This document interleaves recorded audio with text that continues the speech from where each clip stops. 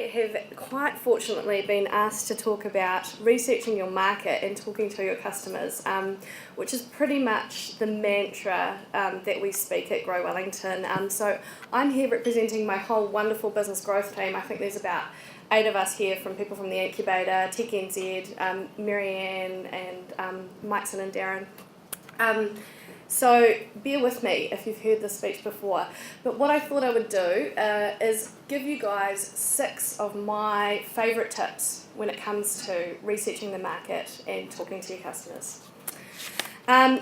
So why on earth would you want to talk to your customers? Well, it's really simple. These are the people who are going to walk in, hopefully open their wallets, pay you some money and buy your product and services. So it's really important to understand, first and foremost, what they want, how they want it, and where they want to buy it, right? So how do you do that? Tip number 1, get off your bum. You actually have to get out there.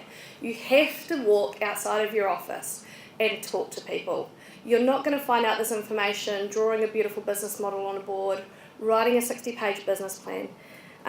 You actually need to go out and talk to people, and you'll be surprised how many business people start a business without talking to a single person. I understand it can be really scary. It's been likened to holding your firstborn child up and asking people whether they think it's ugly or not. And I totally get that, but trust me, it will save you a lot of time, a lot of pain, and a lot of heartache to find out early on whether that's an ugly baby or not. Tip number 2. And these all come from our shared experiences, guys. Your friends and family love you, but they are not objective, rational consumers. I would hope that your Aunt Maud absolutely loves the idea that you're knitting multicoloured tea cozies for the Indonesian market. However, to really understand if people are actually going to buy that product, again, you need to go out and talk to them. Friends and family, absolutely, they're a fantastic starting point, but you need to take it wider than that.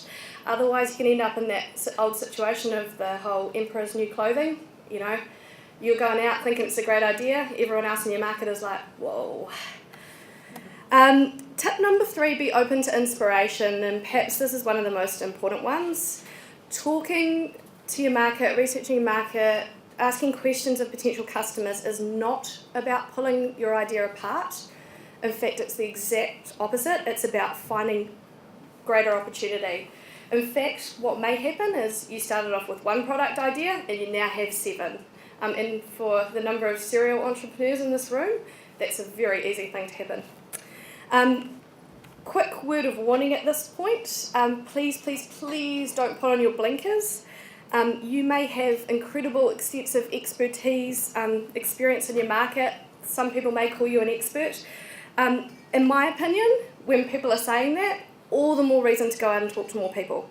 Again, thinking in isolation without consultation can be a really dangerous path to go down. Tip number 4, talk to your whole value chain. So to do that, and sorry about the business term, guys, but I couldn't think of any other way to put it, is you first of all need to work out who's in that value chain. Good place to start is maybe some book or desk research. Try a spot of Googling. You'll be amazing what the old Google machine can find for you. And a super duper tip, which a lot of people don't know, which is really surprising. Go down to your library. They've actually got a whole floor, a team of people that will help you do desk research and access to some amazing international databases that normally cost you thousands of dollars as an individual to get reports from. So after doing your groundwork, we have a theory that you want to talk to 3 different groups of people. First and foremost, your customers. People who will potentially pay you for your product. Secondly, a group that we like to call quality influencers. So these are other people in your value chain. Could be a manufacturer, could be a designer, could be a retailer, could be a wholesaler. And then the third and final group is the really scary people that we like to call the thought leaders. These are the people who often have an opinion about the industry as a whole. I think there's a few of them here tonight. So go out and talk to all of these people. They'll give you, each have different insight into what's happening in the market. So tip number 5, and this is very specific to Wellingtonians, is that you live in a village, so make the most of it. I think you'd be hard-pressed to find anyone in this room who has more than 2 degrees of separation in their daily life or on their LinkedIn page. Everyone knows everyone, and if you don't know them, you probably know their brother, their mother, their cousin, their workmate, their neighbour. It's an amazing city to get to know experienced, smart people. And there's no excuse really for not getting to know experienced, smart people. I mean, you've got 5 other amazing people sitting up here that just blow my mind as to all the things that they've done and achieved. And what I say to people is, go and give them a call. Give them an email. What have you got to lose? Ask them to come for a coffee. In my opinion, the biggest thing you've got to lose is that maybe they don't like coffee. And I'm pretty sure that we are the cafe capital of the world for a reason, and I'm pretty sure that's because we have an amazing, thriving entrepreneurial culture. So go out, spend some money at our lovely local cafes, and make the most of it. Meet people. Use your networks. Get involved in new networks. You guys have made the first step. It's like coming to AA. You've joined a network now. We've got you. You're hooked. We won't let you get away. Don't worry. Talk to as many different people as you can. You'd be surprised how much you can learn from an accountant or a lawyer. I was absolutely blown away. They're amazing people, and they know heaps more about other stuff than accounting and legal stuff as well. And finally, tip number 6 is that you don't have to give it all away. Heaps of people say to me, that's all well and good, you go on about going out, talking to our market, talking to people, but yeah, I've got a really great idea and I don't really want anyone to steal it, and I don't want anyone to steal my IP, and I'm not quite sure whether I should go and spend the money protecting it yet, because I don't know if it's a great idea or not. So what do I do? It's a bit of a conundrum, really. And for me, the answer is simple.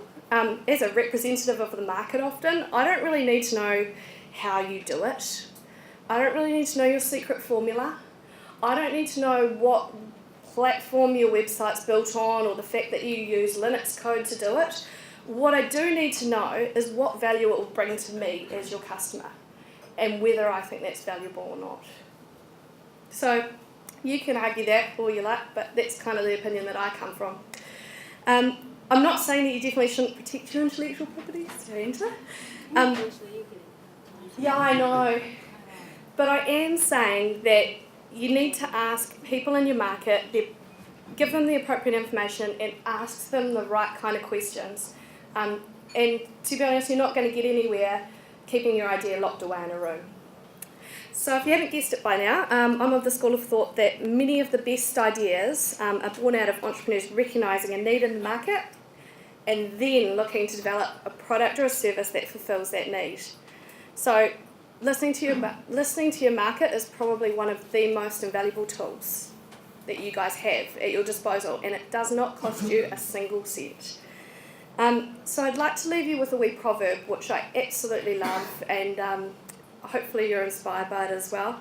It's actually a Jewish proverb which says, seek advice from everyone but act with your own wisdom. So I guess my quest for you tonight is to go out and seek. So good luck with your ideas.